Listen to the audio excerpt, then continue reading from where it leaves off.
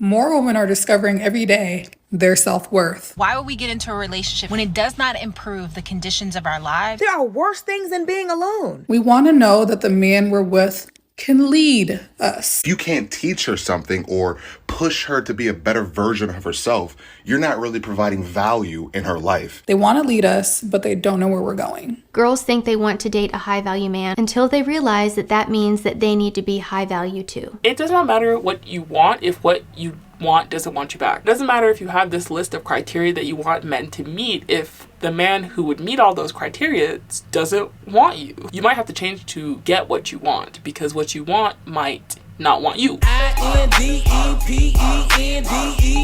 do you know what that means? She got her own house. Before we get started, take a look at this clip. Most women are happier at home. They are pretending that they like working, and they're not making money because they don't stay all night at the office. They don't go the extra mile. They don't work all weekend. You're making a mistake. You would be much happier at home with a husband and children. Oh boy. Oh. I mean, boy. I'm literally shaking. You just said you're single. You don't have a boyfriend. You're what? That's You're my celibate. choice. Yeah. Look, you're miserable. You would be so much happier with kids around you tonight.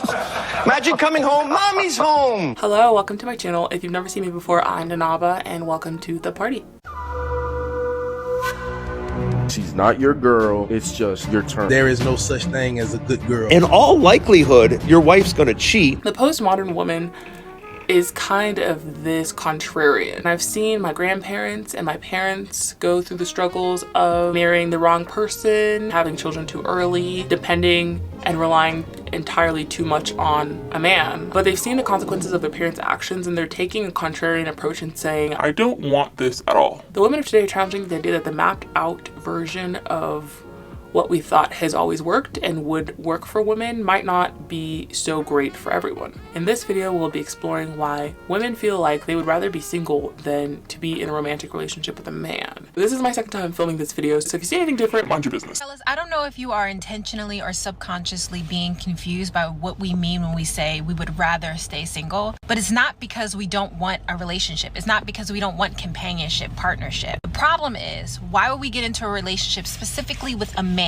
when it does not improve the conditions of our lives, or at the very least maintain the status of life that I currently provide to myself? That's true. Why? So if I'm financially stable, emotionally stable, if I go to therapy, if I have taken the time to build a genuine connection with people around me, a community, why would I want a relationship with a man who has not even taken steps to improve his own life but want to be in a relationship with me?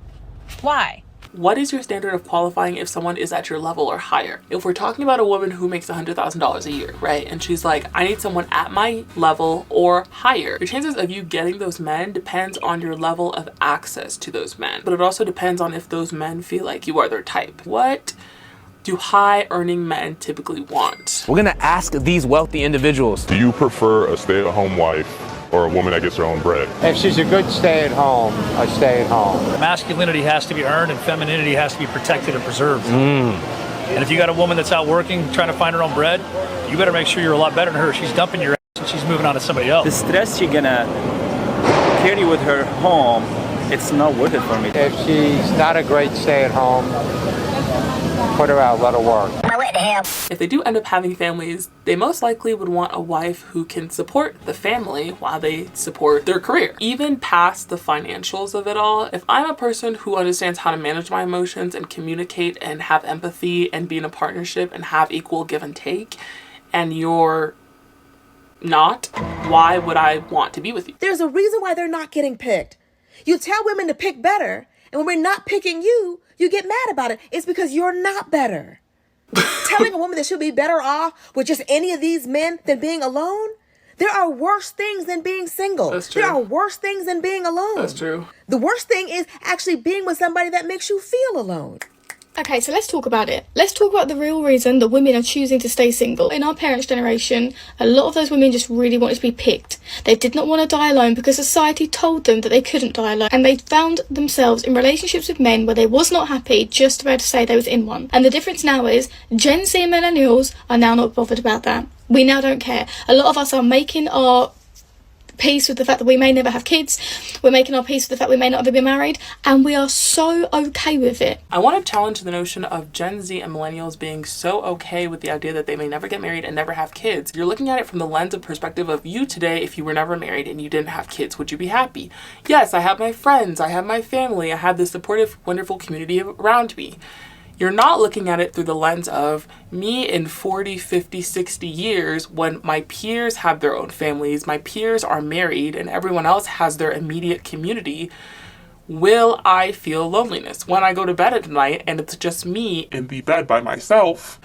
And when I'm sick and I'm at my lowest and when I don't want to go into work and when I feel sad, will I want a partner to support me? That's the perspective that we're missing from the millennials and the Gen Zs that say that I want to be single by choice and I don't need a man and I don't want a husband and I don't want kids. It's like, sure, you don't want them now and sure, you're happy now and sure, it's fun in your 20s. Think about the future you and if the future you would also be happy with the decisions that you're making today. Will you want a partner then? Will you want kids then? Will you want a community then? And it sucks for women because we have to make all of these life altering choices. You have to figure out if you want kids, if you want a career, if you want to be married all by the time that you're in your 30s, unless...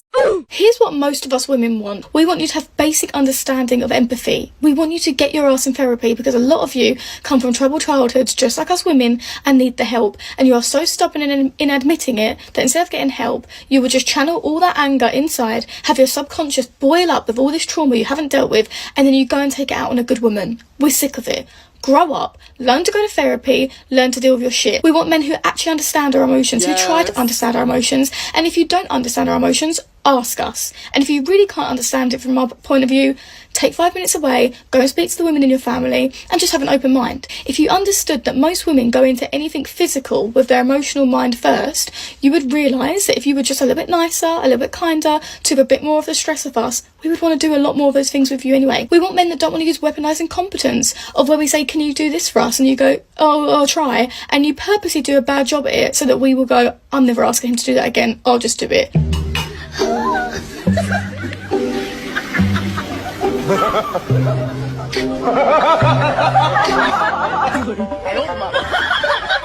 We're not stupid, we know you're doing it. And if you want to know why divorce is so high and why it's instigated by women, it's because it's instigated by women that are miserable with men that they do love, they are madly in love with, but they are talking to a wall when they talk to their husbands, talk to their boyfriends. And they realise now that there's no amount of talking, no amount of nagging, no amount of harboring on at you is working, and the only other choice is to leave. These men who are so quote-unquote incompetent that you were married to, that you are now divorced from, weren't they always incompetent when you were together? You didn't think that, if I married this man and he stayed like this forever, would I be happy? Can I raise children with this man? Do I trust him as a father? Do I trust him as a man? Do I trust him as a leader? Is it not your fault because you also didn't take into account the fact that this man was most likely always incompetent before you met him? If a woman has been single for a long time, say like 1, 2, maybe even 3 years, it's not because she's insane. Well, maybe she is a little bit, but who isn't, right? It's because she's wildly intelligent. Let me tell you why. The higher she is in IQ level, the more likely it is for her to be single because she's not going to waste her time, her energy, and her peace on dumbasses. She realizes that it's better just to be alone than date the wrong person, and I think we all should keep that in mind. She needs a man to bring something to the table as much as she's bringing, right? If not more. Women are also looking for men who can actually teach them something. If you can't teach her something or push her to be a better version of herself, you're not really providing value in her life. Trust me when I say this, coming from a single person who's been single for some years now, it's better to be alone than to be miserable every single day of your life with someone who's the wrong person. It's not worth jumping from relationship to relationship. You gotta believe that the right person will come, and if they don't, at least you're not being cheated on. We'll always keep that in mind. Work on yourself. Grow alone first, and then the right person will eventually gravitate towards you. Heavy on the women want to learn stuff from men. If you want to be in traditional roles where the man is assuming the energy of masculine, the active, the go-getter, the decision maker, the leader essentially, and the woman is assuming the energy of the feminine, the receptive, the creative, the passive, the intuitive, the subconscious, etc. You have to be with a partner who you respect as a leader, more importantly. You have to show me that you're like competent in ways that I am not for me to be like, take the road. I'm single by choice is the biggest lie, because nobody is single by choice. People who say that act like they're turning down 10 out of 10s every 5 minutes. That is not the case. You probably just believe that the options you have / people you attract aren't good enough for you. You just don't attract the people that you want to attract. You are not single by choice. You probably aren't your type's type, and that's why it's important to know your lane. Knowing your lane is critical. My lane, tall black women. That's what I'm wanted. Why would I leave? Because too many people are interested in people who express no interest in their archetype of a person. That's like me being confused why alternative Asian women aren't into me. I'm the opposite of what they like. Basically, choose people that choose you, and choose people that you can actually be around. Because some of you want an old money guy, but you don't even have access or would even feel comfortable in the spaces they are in. But yeah, no one's single by choice, because if I put your ideal person in front of you right now and they only wanted you, you're telling me you're gonna look at them in the eye and say, I want to be single. Please. Hey, yo, are you shipwrecked? No, not me. I chose to be here. I chose to be here alone on this island. I do think the whole, I do think the whole notion of I'm single by choice is bull. You're not single because you want to be single. You're single because you don't have anyone in front of you that you want to be with, which is not the same thing. It's like the difference between fasting and not eating. You're fasting with intention because you want to abstain your body from food to get purity of mind, versus I'm not eating because I don't have anything in front of me that's appetizing. It's like those two things are not the same thing. You have to be someone that the person you want to be with would want to be with too. What he said about choosing people that will choose you back is the epitome of dating. It does not matter what you want if what you want doesn't want you back. It doesn't matter what your standards are if you can't achieve said standards. It doesn't matter if you have this list of criteria that you want men to meet if the man who would meet all those criteria doesn't want you. When you're in spaces with other women, we tend to just like gaslight each other. Oh, we want to be nice and we want to be uplifting and we want to be supportive to our friends, right? But what that ends up looking like sometimes is delusion. If a girl says, oh my god, like this guy didn't text me back. Sure, I might have slept with him on the first date. And yeah, sure, I might have been too emotionally open and told him every single little detail about me, but like he's the asshole because he didn't text me back. Girls think they want to date a high value man until they realize that that means that they need to be high value too. Sometimes women don't want to tell other women that they're the problem. What people don't want to hear is you might have to change to get what you want, because what you want might not want you. Watch this video and then I'll be back. By 2030, 45% of working women ages 25 to 45 will be non-married, no kids, single. So what's wrong with that? So you might say, well, what's wrong with that? If you think that you're going to genuinely be fulfilled in life because you made money, best of luck to you. Okay, so he had one perspective. I'm going to give you another. And this one's coming from an actual woman who was single and child-free and fulfilled.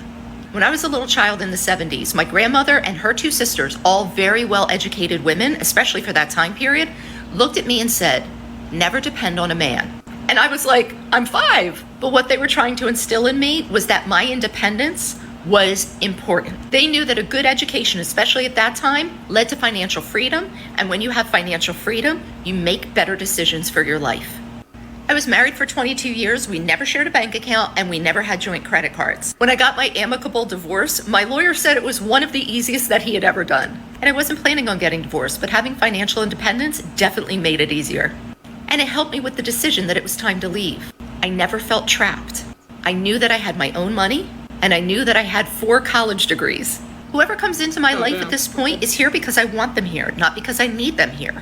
I have a fantastic and supportive boyfriend, and he's in my life because I want him in my life. I used to say that too. I don't need you, I want you. And then I realized how up that is to say to someone. Imagine if you're in a relationship with someone and they said to you, you know, I don't really need you. I want you, but I don't really need you. It would make you feel like at any point you could be disposed because you're not something that was a necessity. You're something that is an accessory. You're something that is a cherry on top. Yes, we know that if we broke up tomorrow, you would be fine and you don't need me. But I don't want to hear you tell me that you don't need me because it makes me feel unloved. And who wants to not feel needed in a relationship? He doesn't pay any of my bills. We don't live together. And I have no intentions of getting married. I have a fantastic and supportive family. I have a huge group of female friends. I have a job that I love. I have hobbies I adore. I feel valued, connected, and fulfilled. I don't have a husband and I don't have children. I don't really know if this advice is like advising, because it's like, don't depend on a man. Oh wait, I was married for 22 years, so I depended on a man for something, maybe not financial, but probably emotional. Don't depend on a man, but wait, now I have a boyfriend. Also, do you not think that you're probably fulfilled because you have a family that supports you, friends, and a romantic love? If you want a husband and you want children, great, please do it. That will be fulfilling for you. I just don't want you to listen to some guy with a podcast saying that you will be a miserable old crone if you don't do these things. Only you know what's right for you, and that's what you have to follow. There are some of us here in our 50s and older who led the way for this, and we're telling you, it's a damn good life. I do agree with her. You should have your own idea of what you think is the right path for you to take, so don't let, people like me on the internet tell you how to live if you don't intuitively feel like that's how you're supposed to live. But it's also kind of weird because she's like, I don't have a husband, I'm not married. It's like, okay, I don't know, like if you have a boyfriend and you kind of have long-term partnership. Non-married, no kids, single. Like you're not single. The lie detector determined that was a lie. So I've been doing some research and I've come to a conclusion. Disclaimer, this research has been internet-based and from my friends and myself. There are 3 typical reasons why a single woman are single. Reason number 1, more women are discovering every day their self-worth. Standards. No, we're not coming to your house to Netflix and chill. Yes, you need to court me properly and take me on a date. Yeah. No, I'm not a 50-50 girl. Stop asking. 2, we have values and morals and we're sticking to them. Yes, I want a masculine man that is kind, courageous, courteous, generous. And a man that is outside of those guidelines is not the man for me. Number 3, we want to remain in our feminine energy. And it's really hard to do when we got Nick, Brian, Marcus in their feminine energy too. Most women just want to feel safe. We want to feel secure. We want to know that the man we're with can lead us and lead us properly. Yeah. And that doesn't seem like the case anymore. They want to lead us, but they don't know where we're going. They don't know where we're going. Final thoughts? Why are the women choosing to remain single? I have broken it down into 3 camps, just like I did with the men. Category number 1. You have the women who chose wrong. The women who chose wrong often end up being the women who hate men. Picked the men who were incompetent. He was probably incompetent when you got engaged. Pick the men who were cheaters. He was probably incompetent after you got married. Pick the men who were scammers. So why did you think that the incompetency would stop? Some decisions in life are permanent, but some are reversible. And luckily, if you pick the wrong partner, you could always pick again. The category number 2 is going to be our independent, our hyper feminine, our I don't need a man type of woman. I don't want to be with a man because I need him. I want to be with the man because I want him. I low-key used to be this woman. I was raised by a very independent woman. So independent to the fact that she refers to her 2 children, me and my brother, as her children, even though she's been happily married to my father for over 25 years. Career-driven, independent, I make my own money type of woman. There's nothing wrong with any of those qualities. The con is when they use those things to subjugate men. I make my own money, so I don't need you. I pay my own bills, so I don't need to listen to your opinions. I don't need to respect you. I don't need to follow you. I don't need you to lead me because I can be my own leader. The brainwashed version of a red pill man is a modern feminist woman who believes that she is hyper independent and doesn't need a man. Category number 3. The women with standards. The women who said, I want a man who allows me to rest in my femininity. I want a man who can lead and knows where he's going. I want a man who is generous and loving and compassionate and kind. And I want a gentleman, and I will settle for nothing less. No man is an island, and as much as we want to believe that we are independent people, we are interdependent on everything around us. You probably wouldn't make that money without other people consuming and buying whatever you're doing or producing. You probably wouldn't own your own house without the person who created the house. We don't want to accentuate how much we don't need other people because it's just not true. That's all I had for this video. Thank you so much for coming to the party, and I will see you guys in the next video. Bye.